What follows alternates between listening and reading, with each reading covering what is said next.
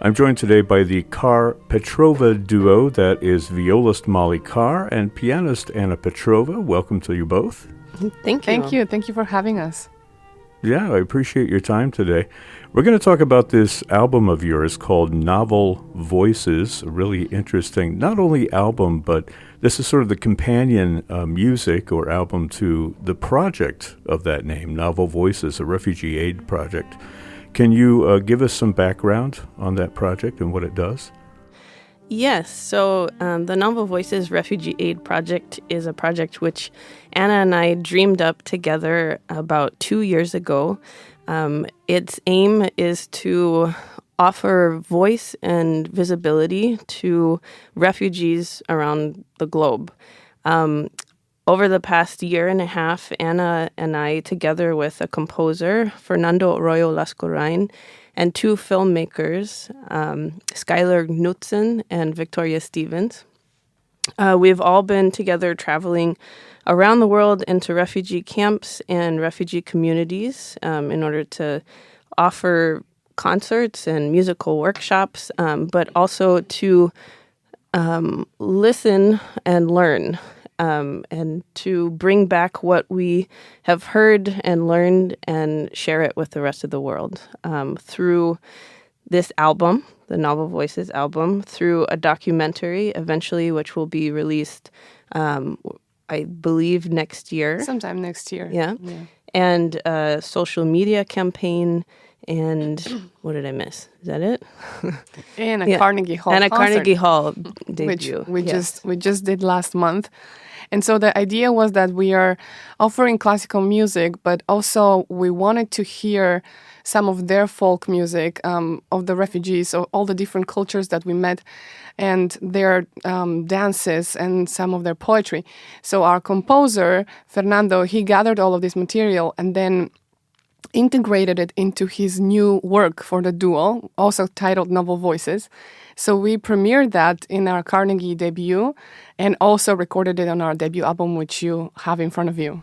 It's really interesting, beautiful music, I want to say. And I'll talk about that in a moment, but you mentioned that the two of you dreamed up this project a couple of years ago. Was there any kind of impetus for it? I mean, what led you in this direction?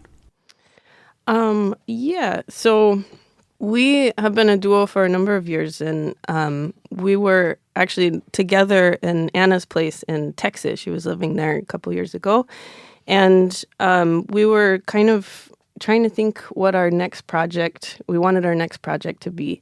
And we both very much wanted it to be something that was bigger than ourselves, something that could have some sort of social impact. And so right at the same time, I was actually taking Hebrew lessons. And in one of my Hebrew lessons, my Hebrew teacher said, "I'm so sorry, I have to leave a little bit early because I have to go take my adopted refugee boy to school." And I asked, "I'm sorry, can you tell me more about this?"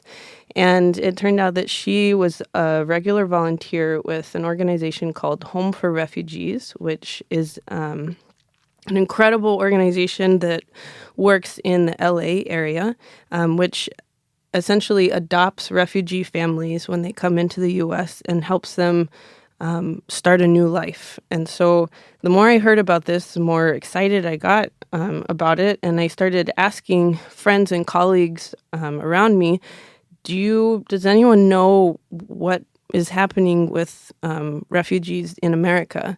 And where are organizations like this in our area, in New York? And most of the people I asked didn't know anything. And so this was sort of a trigger for me. And I approached Anna and asked, "Hey, what about this?" And then this was this crazy 48-hour period of sitting on Anna's couch and just letting our imaginations go wild, and thought, well, why don't we travel the world? Why don't we go and play concerts in refugee camps, and then we can bring a composer, and then we can bring filmmakers, and we can do, play in Carnegie Hall, we can commission a piece, we can do all of this. And so within 48 hours, these two ideas of a project bigger than ourselves and the need to raise awareness for what's going on around us in the world of refugees, they collided and we had the project. Yeah, it was a very impassionate time. And we knew we had to take it internationally because I myself didn't really know much about refugees in the States. But being a European, I'm from Bulgaria, we hear about that all the time, right? There is a huge plight of refugees in Europe right now. And so when she brought that to me, I immediately thought, wow, this would be great. I would love to bring this to my country and to play for refugees there. And so we've been to Bulgaria, we went to Denmark, we went to the West Bank, and we've been to 2 places in the United States. Actually, three places now, because we've brought the project also to Kentucky. Now, the composer, Fernando Arroyo Lascurain, is that how you say his name? Yes. Yes, correct. Well done. I did okay. He's Mexican, actually? Yes, he's Mexican. He lives right now in the United States. He lives in LA. And he went to school with us, actually, in Manhattan School of Music in the 2005 to 2009. We all did our undergrads together. Well, Molly transferred to Juilliard in a few years later. So Fernando studied with Richard Danielpour here in New York, and then he later went to finish his PhD in UCLA.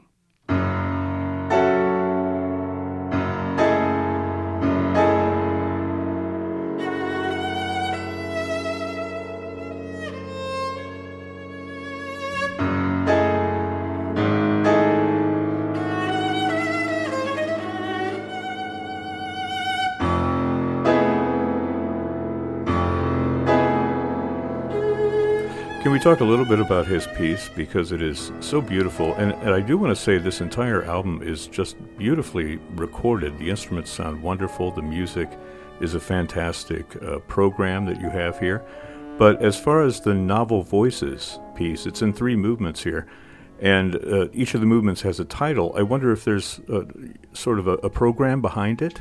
Well, first of all, thank you. We're so glad that you like the CD. Yes, thank you. It's a really true work of love, so we're happy that people appreciate it. Yes, so the way Fernando describes this, and I'm sorry if I'm putting words in his mouth here, he should be the one speaking about it, really. The first movement is called Stories and Dreams, and it sort of starts with what we are imagining, the life story of all of us. We all have hopes, we all have dreams, we all have things to look forward to in the future. But then sometimes life happens, and sometimes the unexpected and the tragedy that most of these refugees had to live through.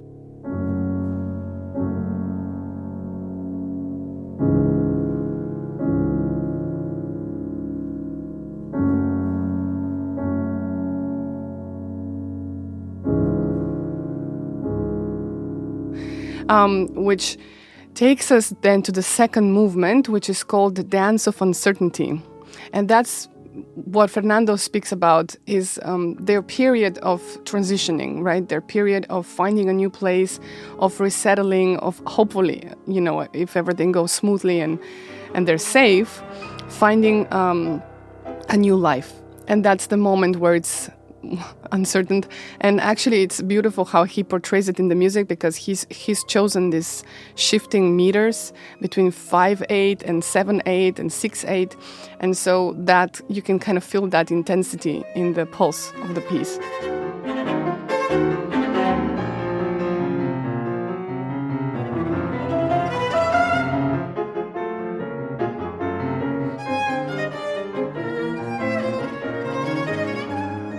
And then the last movement is called Call and Prayer. And that's mostly what we would hope to have achieved with this project. This project was, it could sound like a huge undertaking. And it was, just by the 2 of us with Molly. We didn't realize what we were getting ourselves into once we started. Mm-hmm. But we realized that it could be seen from the outside as sort of a naive undertaking in a way, because obviously we can't change the refugee problem, and we can't change policies and politics and, all of the things that actually create the refugee crisis. But what we were hoping for is to get people to think about it and to maybe change their opinions and maybe provoke conversations and then get involved and both physically and mentally and, or donate money, just so we could change a few lives at a time. And so this is what Call and Prayer is about. This is our story, our call for a better future, in a way, somehow, for people to think about.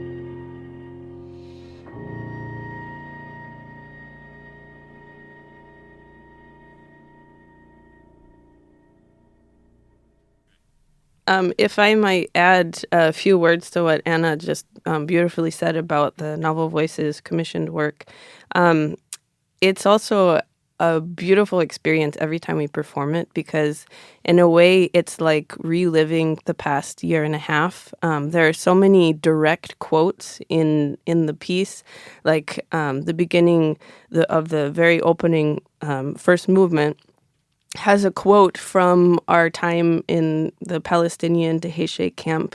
It's directly a song that was played for us by the Palestinian refugees there. A traditional Arabic song, right? On Kanun and Oud, they were very excited to play for us. Then it also has a direct quote from...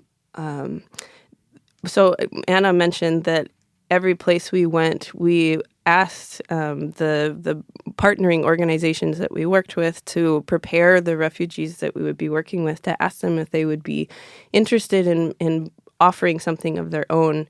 And in LA, when we worked with Home for Refugees, there was an amazing refugee, a woman from Afghanistan, who actually wrote a poem of her own and brought it to us. Mm-hmm. And we were so moved that Fernando actually put it to music. And that music is it's the last thing that you hear in the first movement. You also hear in the second movement, in the rhythms that Anna was talking about, with the cross rhythms, like jumping back and forth between these sort of unstable rhythms. Mm-hmm. These are the rhythms that were clapped and sung for us by refugees from Congo. Yeah. What else is there? There's also the Bulgarian rhythm in the second movement. So in Bulgaria, I played for the refugees some of the Bulgarian traditional dances, and also in Denmark, I think. And so Fernando took that rhythm and then he embedded it in the piece. And there are also traditional, the piano sometimes imitates the traditional woods and kanuns, the plucking instruments of the Arab music. There's also one place where we played this game with some of the kids, with the younger kids, called the Statues game, which is I play or somebody plays music, and when the music stops, everybody has to freeze. And that was a kind of a nice way of breaking the ice with the kids. And Fernando super ingeniously incorporated that in one of the movements. There is a moment where the music freezes and then it starts again and it freezes again. So it completely reminds us of those games that we played with the kids.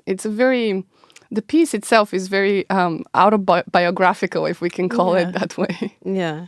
Well, it's a testament to Fernando that he was able to incorporate so many personal elements into the piece, while at the same time, just listening to it is, absolutely rewarding to listen to on the surface level as well. Beautiful music.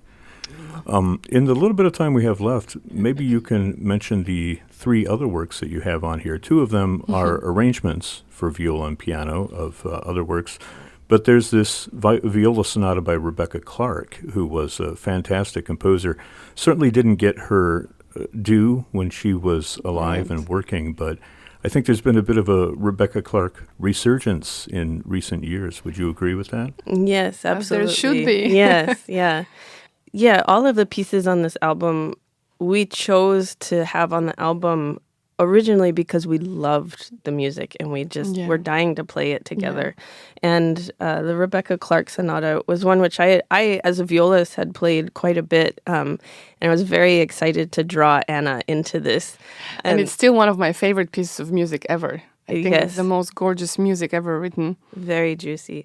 But it's also, for me as a female violist, it's also something, a piece and a composer that is very near and dear to my heart, because she was, of course, one of the first female professional violists in history. And her story of having to really stand her ground and fight her way to do what she loved is really powerful, really beautiful story. So and essentially what she did is give a novel voice to the viola, right? Right, yeah, because when she was doing what she loved, it was at the time when the viola was really stepping into the spotlight as a solo instrument for the first time in history. So we're very lucky, we violists, that she wrote this piece for us.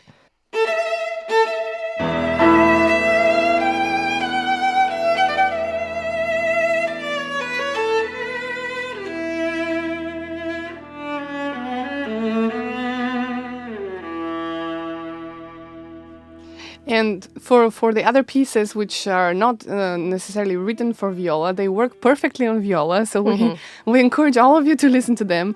The Mieczysław Weinberg Sonata for clarinet is a piece that I love dearly and deeply, and it works perfectly on the viola. It's an official transcription by Rebecca Adler.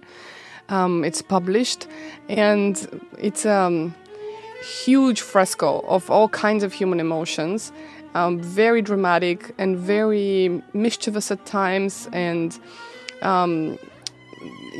it's a very deep piece, very deep music, sometimes quite dark, but through this piece and through incorporating Weinberg into our program, we were trying to also consolidate on that theme of the album, which is hope through adversity. And his story is a horrifying one of having to escape both the persecution of the Nazis in the Second World War, who killed most of his family, and then having escaped to Russia, then dealing with all kinds of sets of other issues with the Stalin regime and the Zhdanov doctrine and all of the censorship that composers had to go through.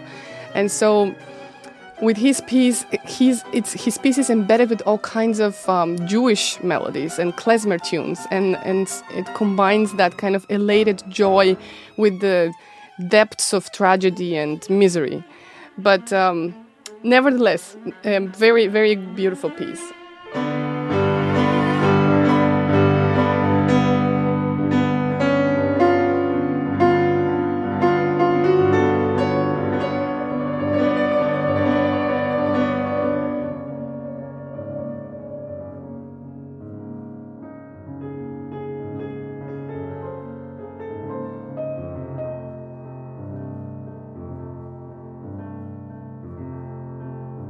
And the last piece is the Khachaturian Lullaby, which we actually transcribed for viola and piano, which we were super excited about. Our transcription is about to be published any day now in the Grapho Art publishing house.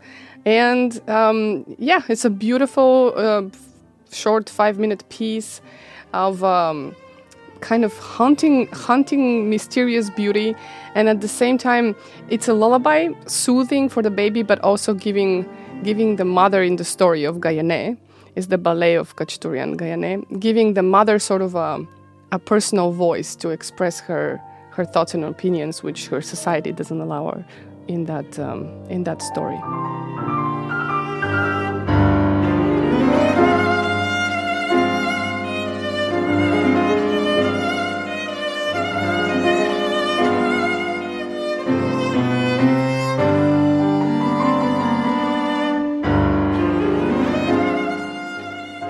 Well, it's been so fascinating to hear some of the stories behind these pieces, because they enhance, your enjoyment of it when you go and listen to it. So I would urge all of the folks who are listening to this interview to check it out. It's called Novel Voices. That's the name of the album from the Carr-Petrova Duo, Molly Carr viola, Anna Petrova piano. And if folks want to learn more through your website, where do they go for that? Yes, they go to www.Carr-Petrova Duo.com. That's CARRPETROVA.com. And there's, a lot of info we've put on the website about both the album and about the Novel Voices Refugee Aid Project. Wonderful. Molly Carr and Anna Petrova, thanks so much for joining us here on FM 91. Thanks Thank so you much. so It was much. a pleasure talking to you. Yes.